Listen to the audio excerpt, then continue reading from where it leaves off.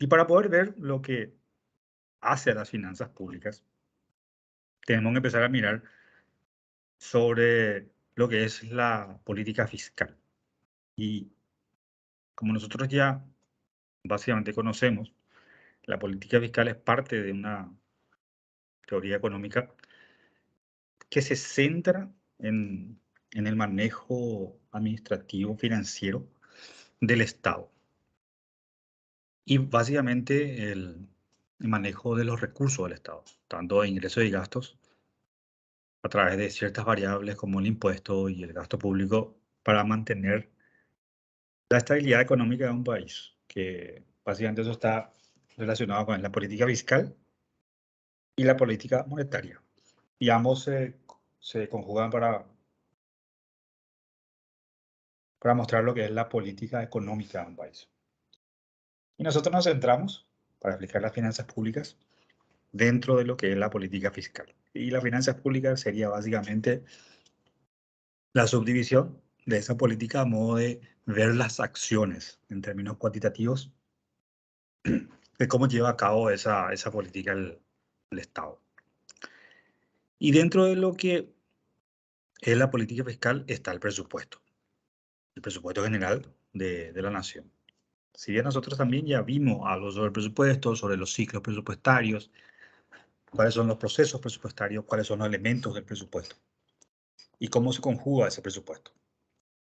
Eh, el presupuesto viene a ser un elemento crucial para realizar las finanzas públicas. Y eso es para todo, no solamente para las finanzas públicas, sino para todo ente. Entonces, el presupuesto generalmente es anual y allí se ve todos los gastos que tiene que hacer el Estado para cumplir su política fiscal y todos los ingresos de que debe o que va a recaudar como efecto de esa política fiscal. Habíamos dicho también que estas, estas cuestiones de imposiciones, de impuestos, no es algo arbitrario, sino está basado en leyes y normativas que no se pueden cambiar de un periodo tras otro, realmente son estables, porque de ello depende la imagen país, el riesgo país, la estabilidad financiera y también la estabilidad de las gestiones del sector privado. Y entonces ese presupuesto se elabora a través de una ley, reglamentaciones, que básicamente están conjugados a lo que se debe necesitar desde el punto de vista de gasto y el punto de vista ingresos. Y eso se conoce como presupuesto del gobierno, presupuesto del Estado. Esas leyes para nuestro medio, por ejemplo, la 1535, la ley 1535 de Administración Financiera, donde dice qué implica el presupuesto, quiénes van a estar bajo el alcance de esa ley presupuestaria, quién va a administrar, en este caso el Ministerio de Hacienda, eh, cómo se va a empezar a programar el presupuesto,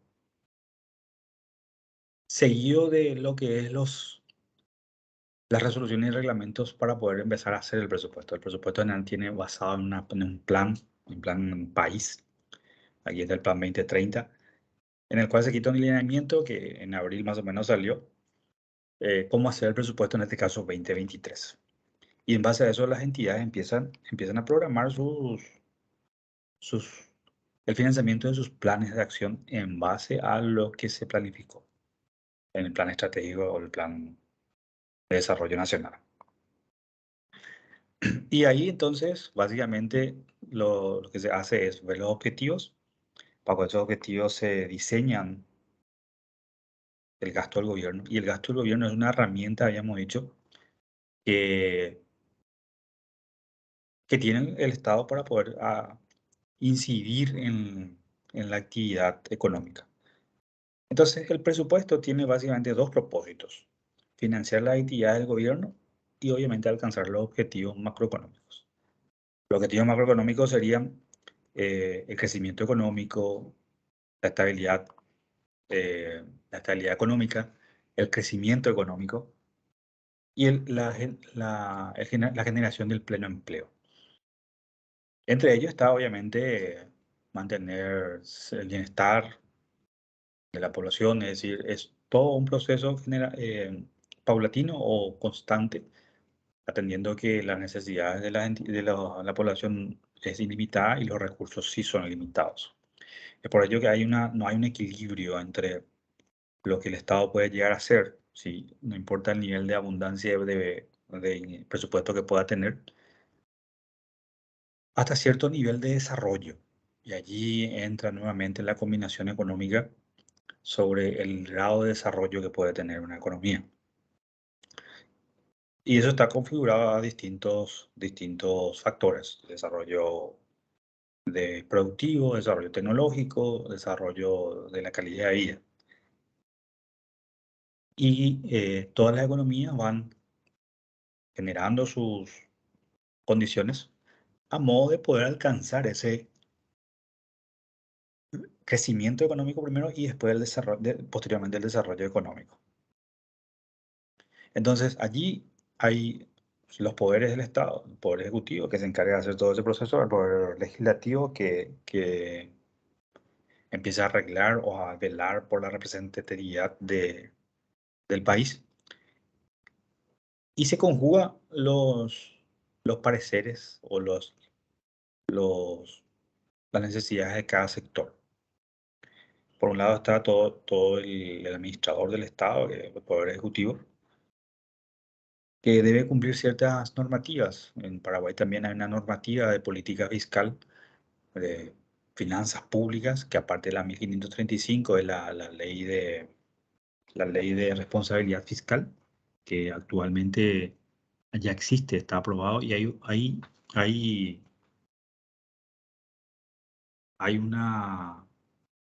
una propuesta de modificación en el Congreso a modo de poder mejorar esa reglamentación que permita, si bien es nueva, en el 2013 se creó esa ley, la ley 5098, eh, pero ya precisa algunas adecuaciones atendiendo la dinámica de las finanzas públicas. ¿Por qué? Porque se presentaron contextos internos de Paraguay que precisaron excepciones a esa ley, si bien previeron excepciones, pero que esas excepciones sean mucho más eficientes. Por ejemplo, ok, dentro de eso, dentro de esa combinación de propósitos, tenemos el contexto en sí del presupuesto, que es los ingresos y los gastos. Y los ingresos eh, genuinos, o los ingresos propios del Estado, está basado en los impuestos, los distintos tipos de impuestos que pueden tener en términos generales. Si vemos el caso de Paraguay, que este sería un informe en el cual está en la página del Ministerio de Hacienda, que ustedes van a poder acceder si así lo desean.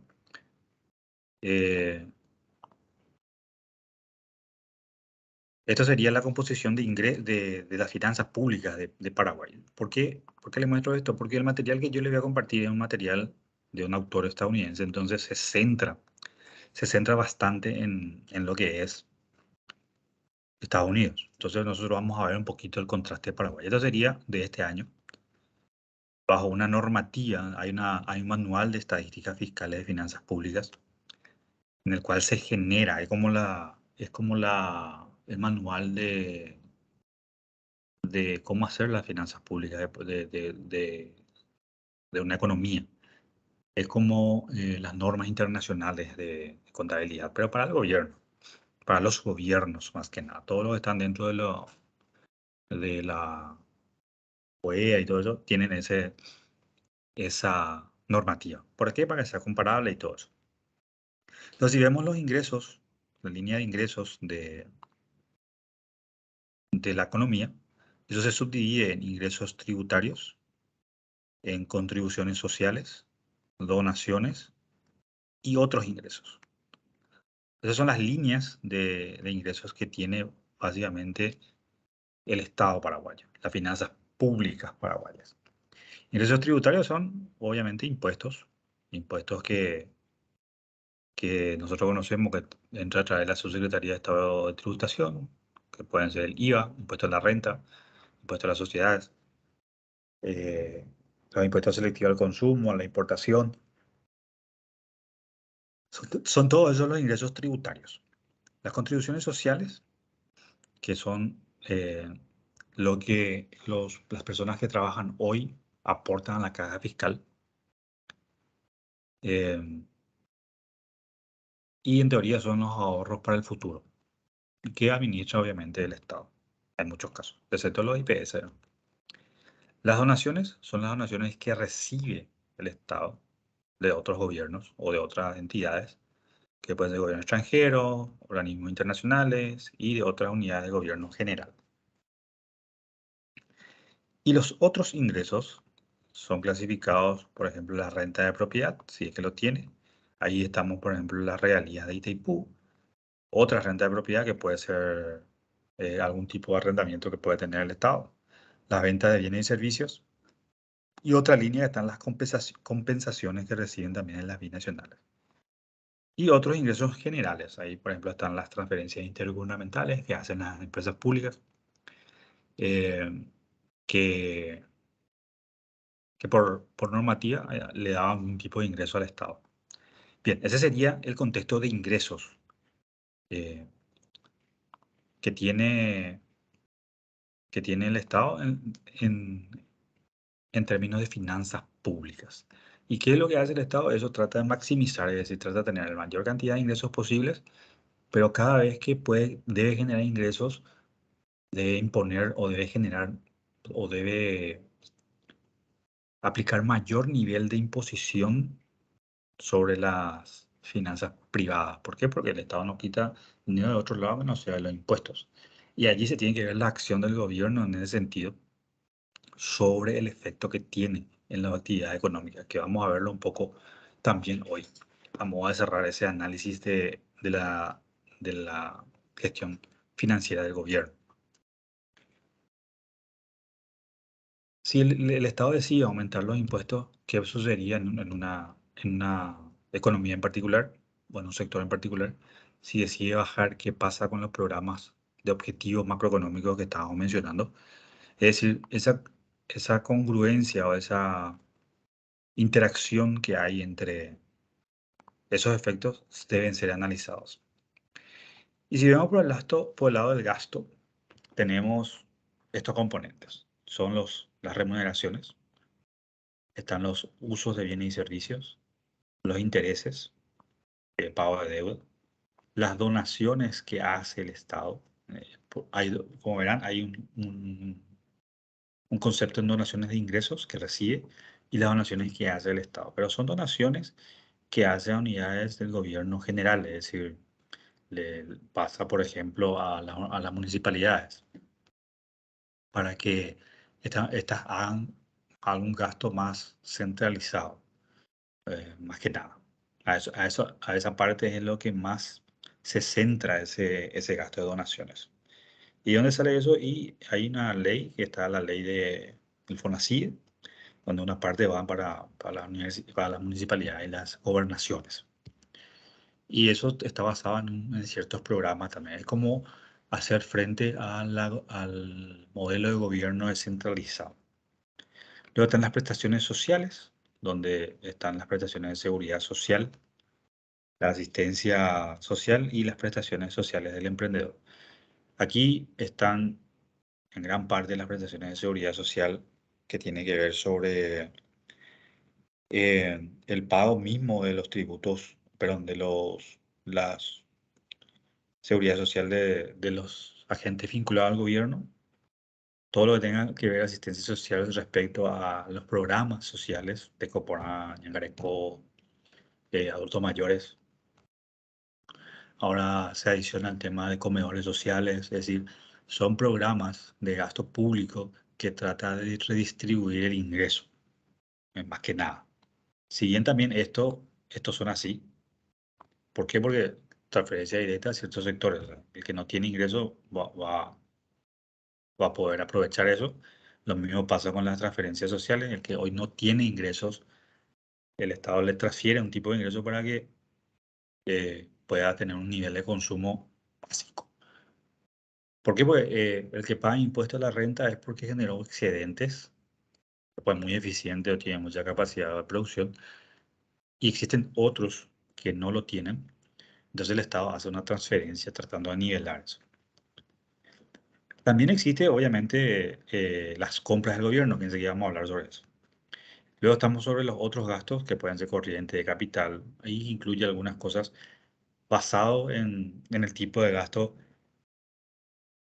que no está especificado, básicamente. Bien, esas son las dos composiciones, tanto que estábamos viendo del gasto y del ingreso, que componen las finanzas públicas. Lo cual nos lleva a ver exactamente no solamente lo que el texto menciona, o sea, nuestros libros mencionan, o materiales, mejor dicho, sino también ver un poco el caso de Paraguay, el caso nuestro. El otro punto que debemos de ver una vez observado todo lo que es los ingresos y los gastos es el resultado que tiene que ver, y el resultado de las finanzas públicas puede ser o superávit o déficit. Cualquiera de ellos como combinación entre el gasto y el ingreso.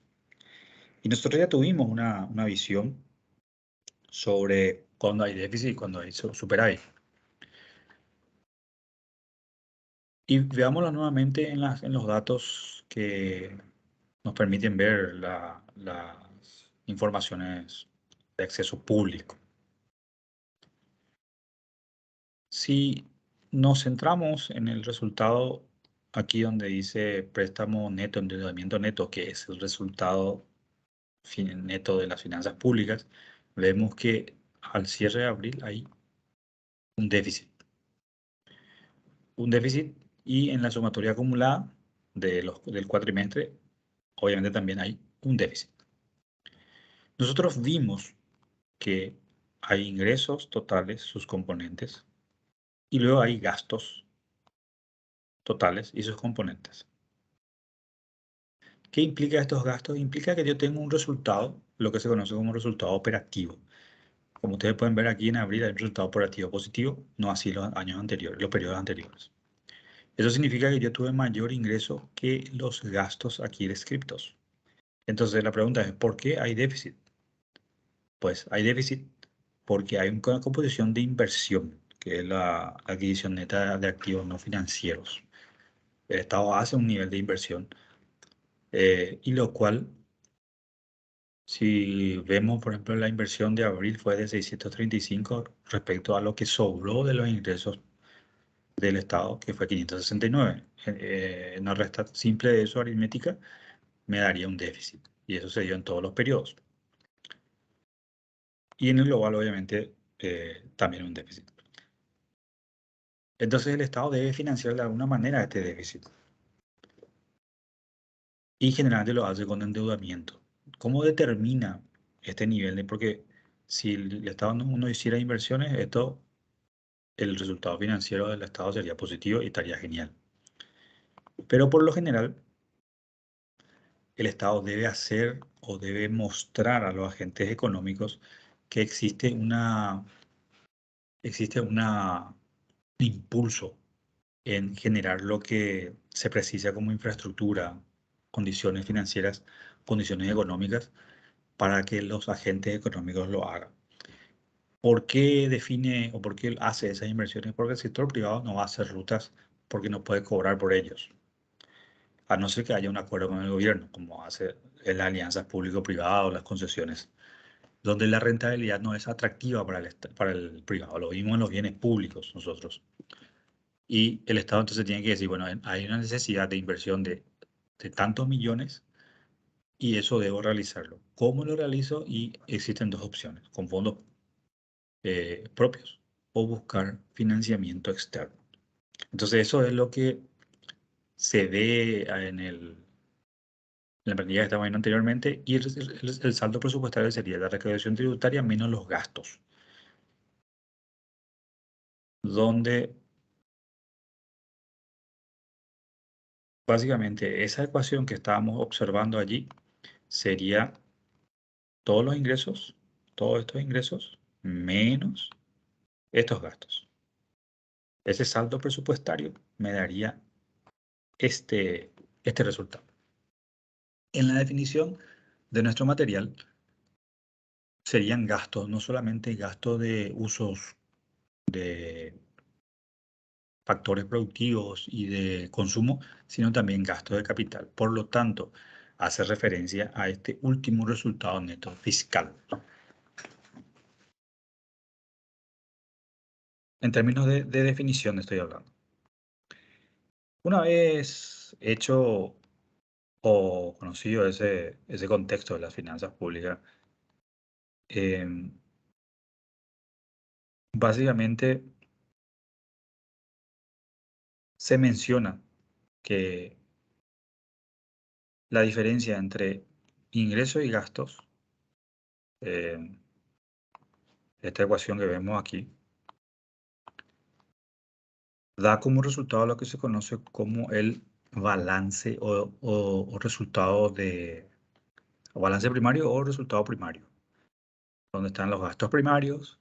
También nosotros vimos esa definición de tipos de gastos. Por lo tanto, nosotros ya estamos familiarizados en estos conceptos. Y esos gastos primarios que para nuestro contexto de Paraguay serían estos gastos. Gastos primarios serían todos estos gastos que están acá, excepto los intereses. Eh, ¿Dónde van a estar los gastos primarios? Que se subdivide básicamente en gasto de desarrollo social, ya vimos eso, gasto de desarrollo económico, eh, los recursos para hacer frente a ciertos tipos de gastos, por ejemplo, desastres naturales, las remuneraciones, y posteriormente, dentro de ese tipo de gasto, está también la inversión social, es decir, hacer algo, comedores sociales, albergues, etcétera, que va a ir dentro de la inversión física, pero de contexto social. Entonces, finalmente vamos a tener todo el costo financiero del sector público y vamos a poder cuantificar cuánto el Estado inyecta como aporte o como disponibilidad para la economía a través de su gasto público. Y ese nivel de gasto público inyecta disponibilidad o movilidad o dinámica económica a la economía en sí. Entonces, la diferencia entre esos ingresos y gastos menos las inversiones también se conoce como resultado fiscal. Entonces, el resultado fiscal sería para nosotros esto. Y aquí tenemos un déficit, el cuatrimestre, como resultado de la decisión de inversión en activo no financiero o activo de capital o infraestructura también se puede decir, en base a una política fiscal. Ese gasto público de inversiones está basado en una política fiscal que dice, bueno, el sector privado va a hacer este nivel de inversión, pero se necesita más o no lo puede hacer. Entonces el Estado entra a intervenir. Si el sector privado lo hiciera, el Estado no tendría la necesidad de intervenir y la política fiscal se hubiese concentrado en otra cosa. Pero no hay ese desarrollo, ese dinamismo por parte del sector privado o no es suficiente. Por lo tanto, interviene el Estado a través de su política fiscal. Ok.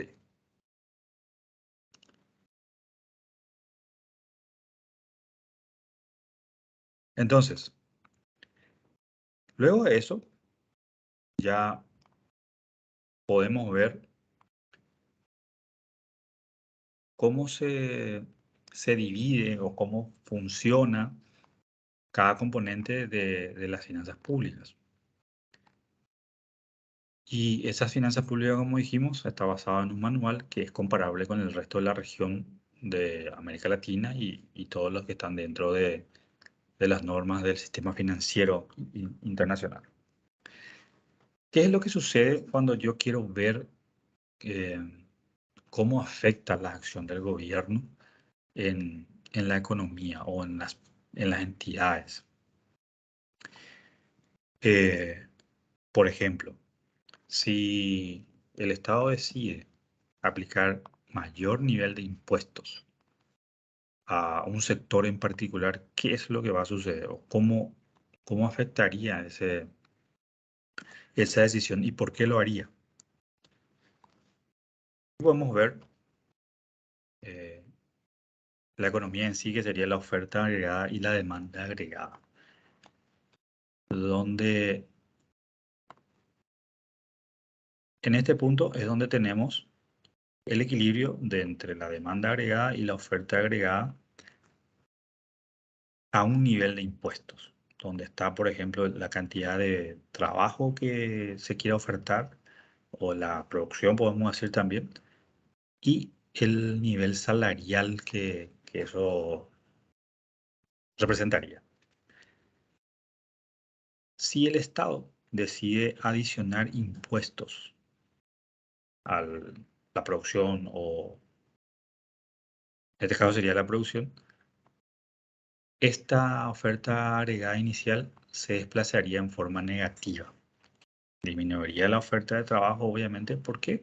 Porque la producción se va a reducir y obviamente como tengo que pagar impuestos a la producción, el trabajo y etcétera, también voy a subir el salario. Eso significa que voy a tener, en términos normales, menor nivel de producción. Significa que va a haber menos bienes para vender. Va a ser más caro los factores productivos porque hay impuestos que son trasladables y otros no. El tema del trabajo y IVA, por ejemplo, es trasladable. Entonces, si sube el precio, lo que va a pasar es que la demanda se va a reducir. Y esto se da bajo un contexto de un potencial productivo. Es decir, no es que se ve en forma aislada, sino se ve en base a un potencial de producción que es la capacidad productiva de ese país. Y vamos a suponer que, que este gráfico representa esa capacidad productiva, donde a este nivel de equilibrio, donde hay un impuesto básico, ahí se consume un cierto nivel de la capacidad productiva. Es decir, hay más producción. Si yo le aplico ese impuesto, se reduce la producción y por lo tanto el uso de la capacidad productiva también se reduce. Aquí vamos a ver eso. También se reduce. Entonces estoy usando menos, estoy produciendo menos. El PIB real, que sería esto, anteriormente estaba en este nivel, ahora está menos.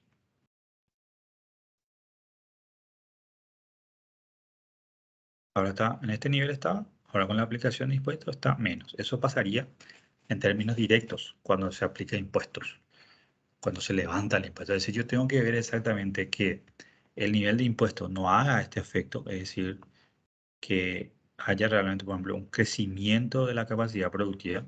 Voy a escribirlo eso aquí por A o B motivos. Entonces,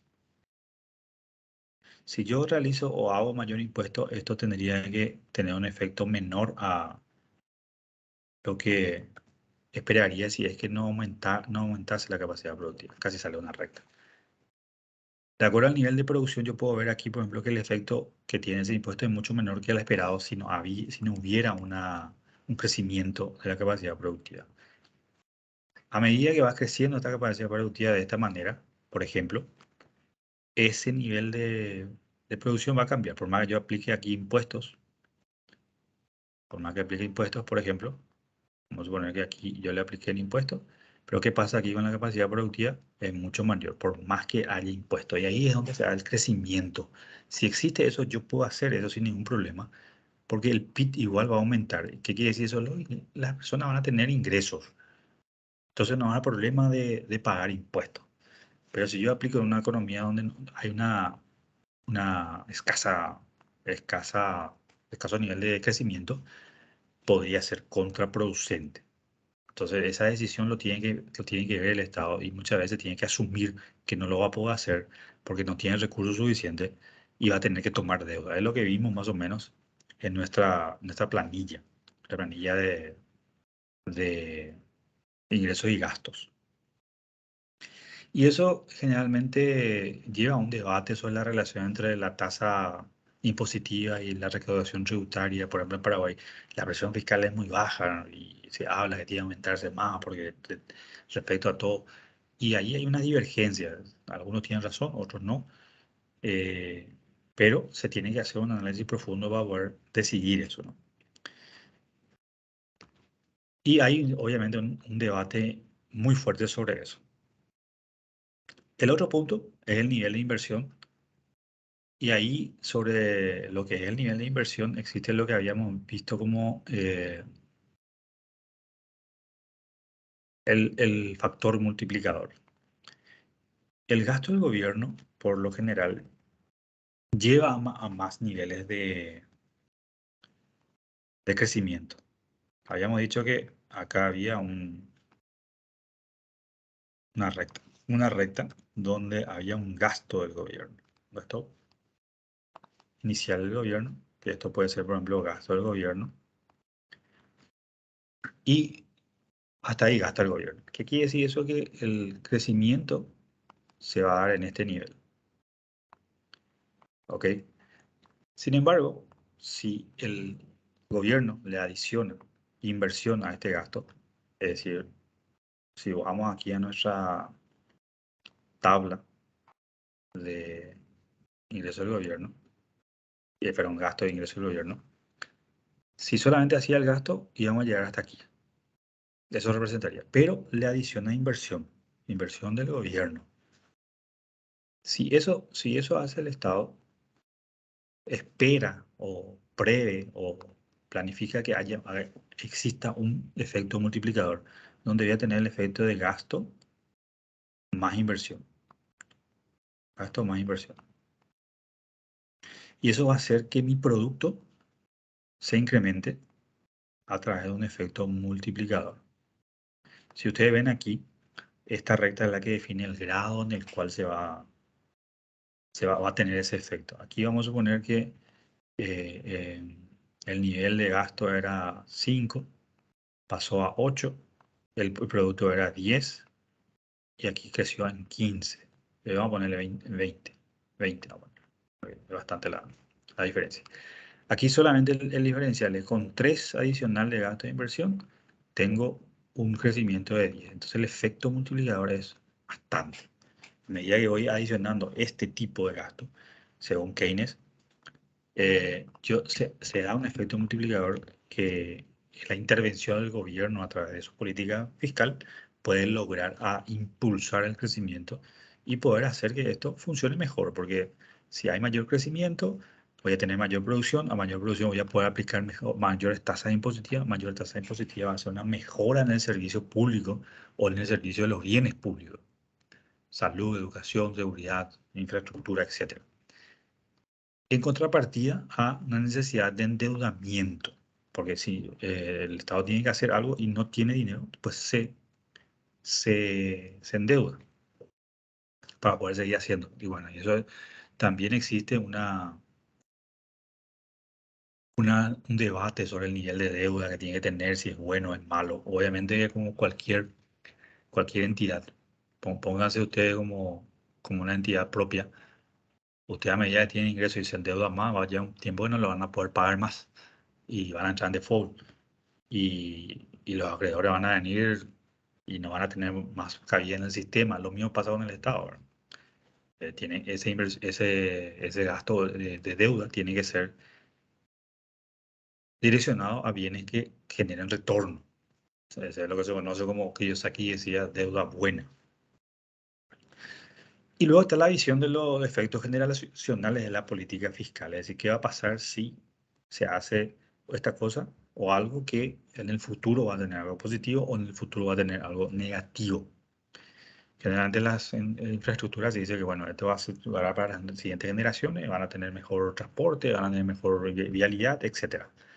Y eso se analiza, como lo vimos en clases anteriores, se hace un valor presente del efecto que va a tener lo de los gastos del gobierno y si eso es positivo, pues se realiza esa decisión de uso de los recursos públicos. Y lo que se espera es siempre tener un equilibrio de las finanzas o un equilibrio fiscal. No, no siempre se da, pero se espera tener eso. Los tipos de deuda pueden ser deuda interna, deuda externa. Están combinados eso. Nosotros tenemos todo un dato de o acceso a eso para poder hacerlo. Y observar cómo está Paraguay. Paraguay todavía no llega al 40% del nivel de deuda, que según el Fondo Monetario está dentro de los parámetros, atendiendo el efecto pandemia que aceleraron los niveles de deuda, que no solamente Paraguay tuvo ese efecto, ¿no? Entonces, bajo esta premisa se puede presentar lo que se conoce como políticas discrecionales. Voy a aumentar el tamaño.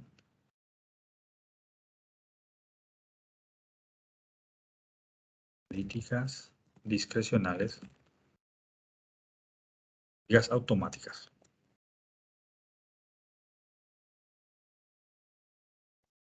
Las políticas discrecionales básicamente son lo que se inician por ley del Congreso, es decir, reforma fiscal, se tiene que dar una ley, la ley de compras públicas, por dar un ejemplo que hace poco salió en la noticia, es algo que se inicia en el Congreso y requiere obviamente que genere un cambio en una acción del gobierno.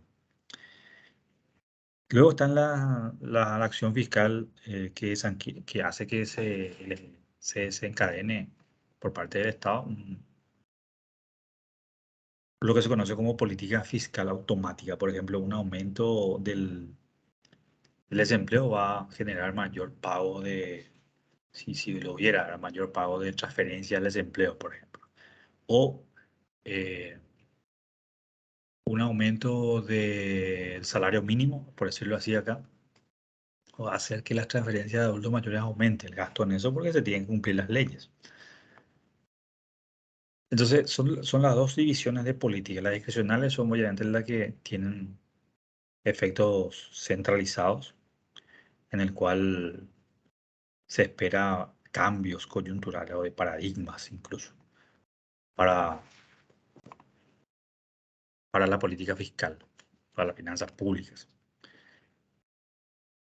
Y siempre basado en los efectos multiplicadores, por ejemplo, el efecto multiplicador de las compras del gobierno, el efecto multiplicador del nivel de seguridad, el efecto multiplicador del impuesto, eh, que desencadena a lo que se conoce como, aparte de las políticas discrecionales y automáticas, también están las políticas fiscales expansivas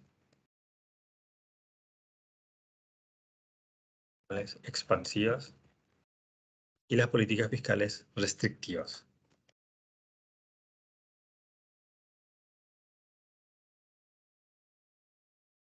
Pasa con las políticas fiscales expansivas. Y ahí se combina un poco lo que hace el gobierno según el momento coyuntural, se llamaría de esa manera, según lo que sucede en la economía. Una política fiscal expansiva sería más o menos así, donde lo que hace el gobierno hace que, o lo que planifica o genera como política fiscal, hace que la demanda agregada aumente. Esto sería el PIB potencial, como se ve aquí. Esto sería la demanda agregada y las acciones que hace que la demanda agregada aumente. Esa demanda agregada sería el consumo, por ejemplo. Entonces, una política fiscal expansiva va a hacer que haya un aumento en las compras gubernamentales, un recorte en los impuestos. Entonces, ese multiplicador se espera que aumente el gasto inducido, ¿verdad? Y entonces la curva de demanda se va a desplazar. ¿Por qué? Porque va a haber mayor inyección de la economía en el mercado. Es como lo que pasó en la pandemia. Eh, Se hizo transferencia del gobierno, eso de gasto, pero le da liquidez al mercado. Hay reducción de los impuestos o postergación de los plazos de pago.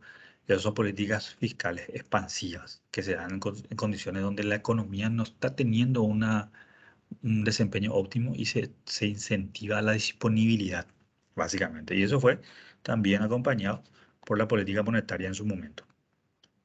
Y ahora, por ejemplo, hay una política monetaria restrictiva donde se aumentan las tasas, ¿verdad? Porque la inflación está subiendo. También existe la contrapartida de la política fiscal, que es parte de las finanzas públicas, que sería la política fiscal restrictiva, que es todo lo contrario. Aquí, por ejemplo, hace que la demanda agregada disminuya.